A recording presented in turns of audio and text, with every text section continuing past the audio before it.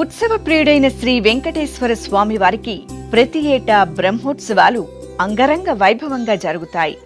ఈ ఉత్సవాలలో స్వామివారికి జరిగే అలంకార స్నపన తిరుమంజనం ఎంతో ప్రత్యేకమైంది.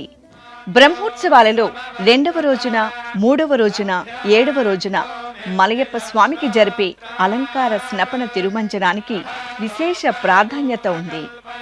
ఒక్కొక్క విశేష ద్రవ్యంతో అభిషేకించిన తరువాత స్వామి అమ్మవార్లకు నల్లద్రాక్షమాల, బాదం పప్పు మాల, వట్టివేరు మాల, యాలకుల మాలలు మొదలైన విశిష్ట మాలలతోనూ శ్రీవారికి ప్రీతికరమైన తులసి మాలలతోనూ అలంకరించి సహస్రధారల నడుమ మంగళ స్నానాన్ని నిర్వహిస్తారు.